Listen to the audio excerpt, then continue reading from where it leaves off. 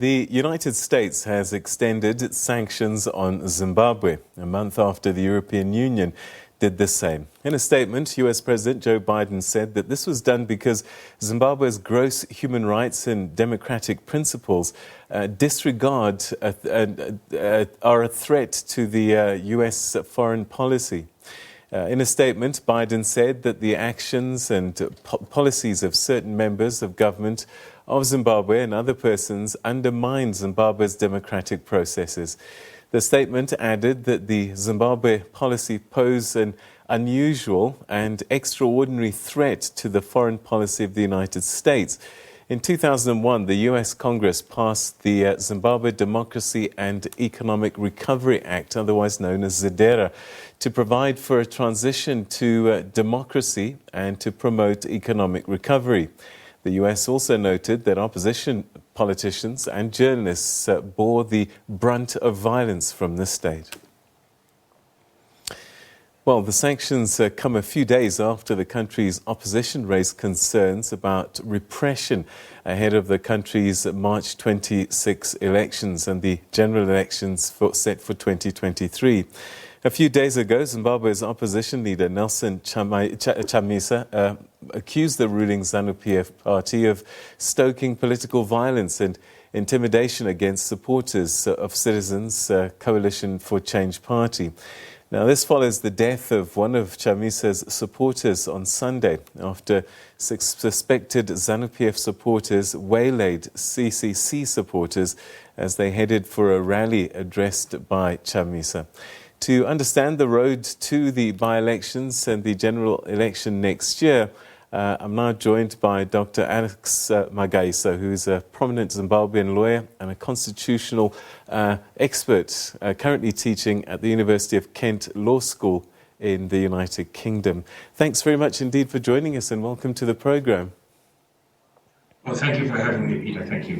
So once the European Union had extended sanctions, I guess it's no surprise that the United States would follow suit. I say follow suit only because of timing, but many say that they largely are the ones that have been driving the sanctions story. Well, I'm not surprised. I think it's a coincidence, of course, in terms of timing that Zimbabwe is going towards elections and that there is episodes of violence. But these are sanctions which are reviewed every year around this time, and they've decided that they want to continue. Look, Peter, sanctions are easy to impose, but very difficult to remove.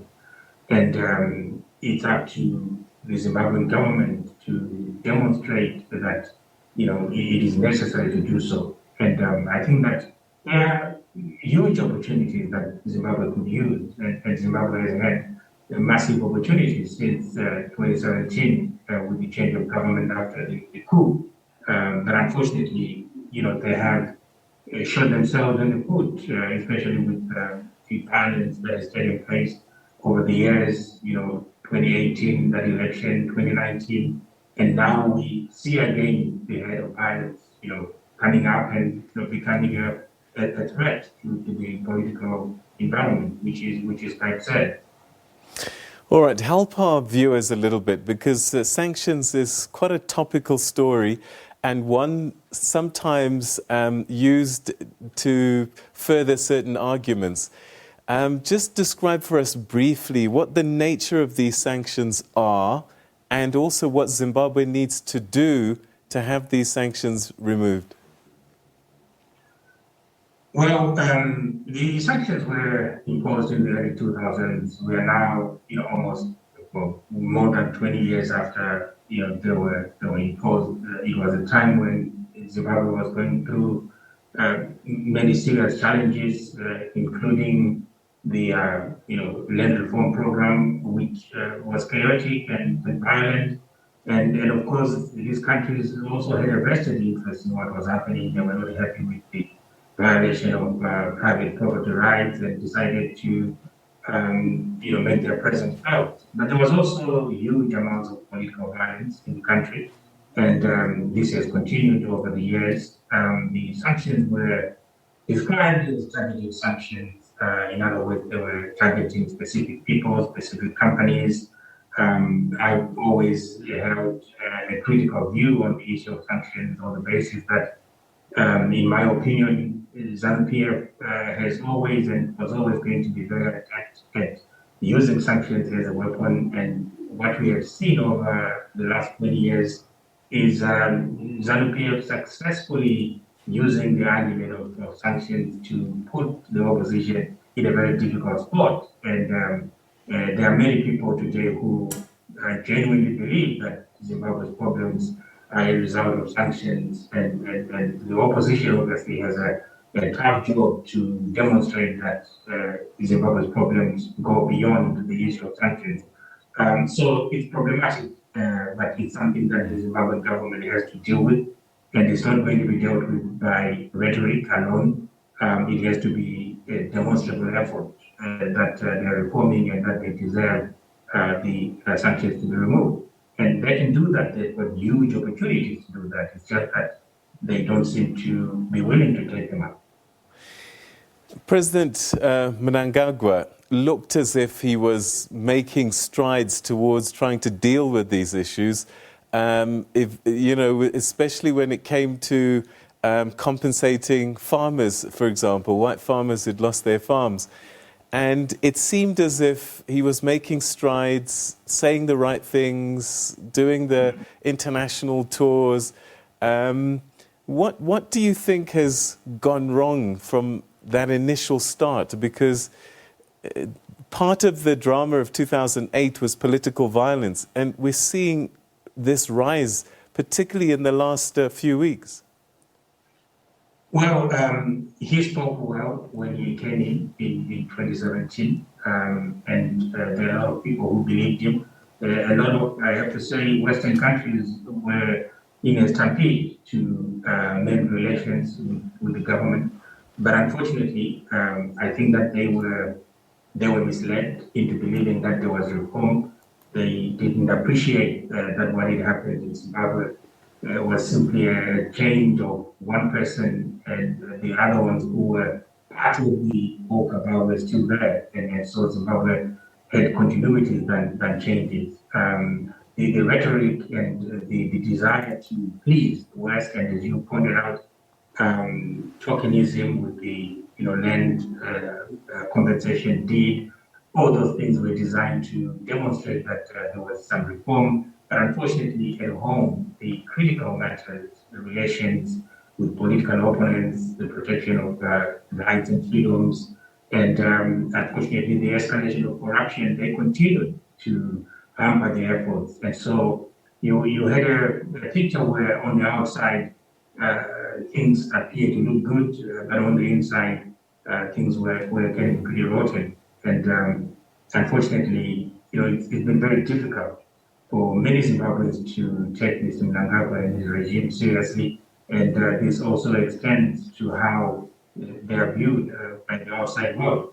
They wasted a huge opportunity here after the coup, when they could have held the country together, when they could have shown leadership, being magnanimous and taken a broader approach, a more inclusive approach. But they decided to go it alone, and I think that was the first mistake.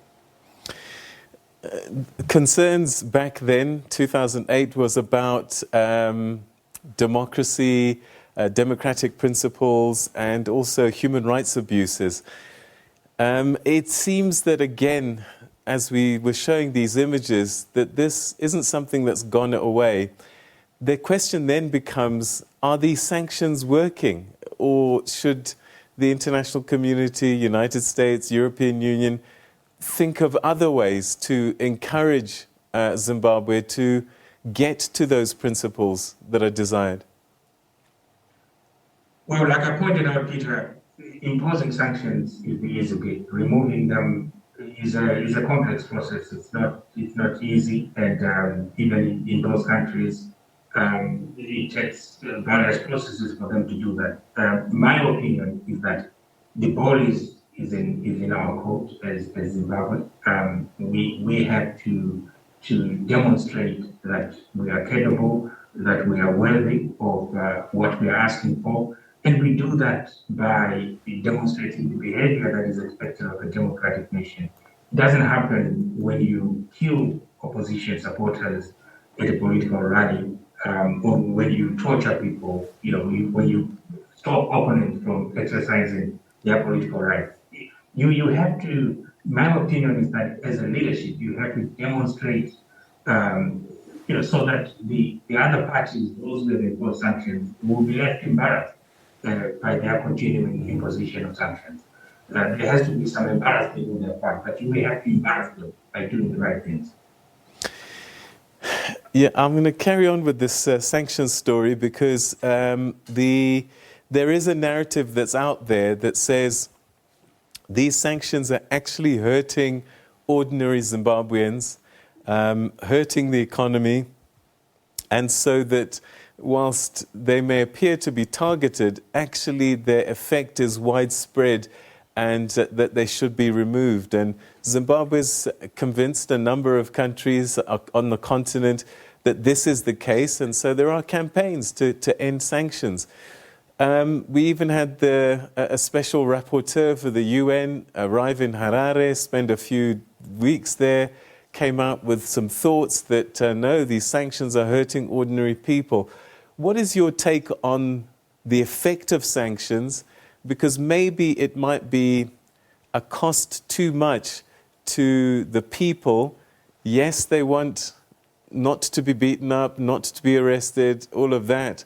But the economic consequences might be too much, and that trade-off might be too much. I don't know. What are your thoughts?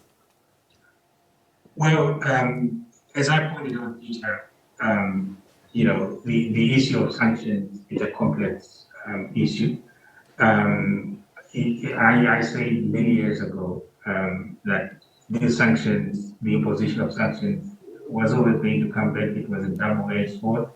Because Zanu PF to be able to make use of it in order to make political points. I mean, look, the fact that sanctions hurt is itself not news, because that is what sanctions are supposed to do, I suppose. So when people say sanctions are hurting, the people who impose them will say, oh, okay, that is what we intend them to do.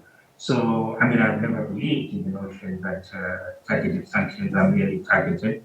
They are targeted at individuals or with companies, but they have broader implications for this.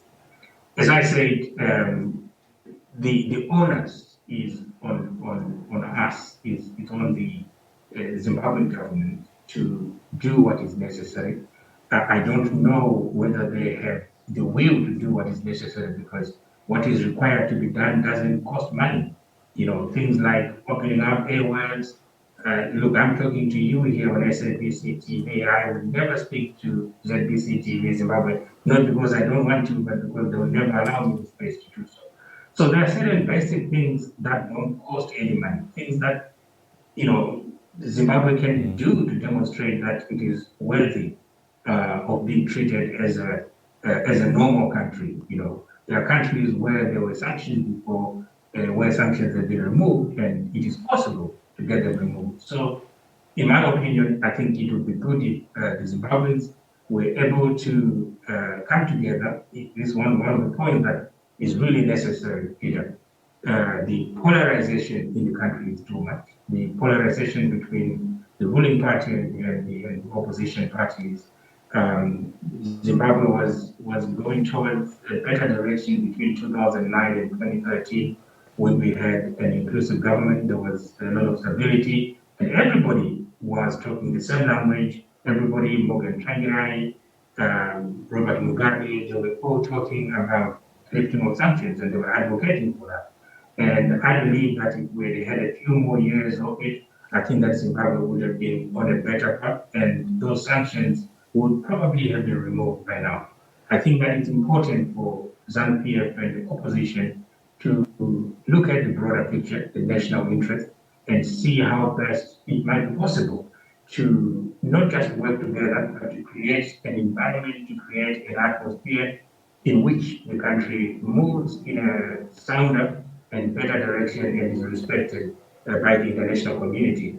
I can't see them continuing with the methods they are using right now if there is a mutual respect if there is forbearance, if there is tolerance between the Zimbabwean ruling party and the opposition. The onus is on Zimbabwe to do that, and we should be able to do that.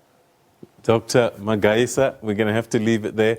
Thank you very, very much indeed for joining us, and your insights always greatly appreciated. You're most welcome.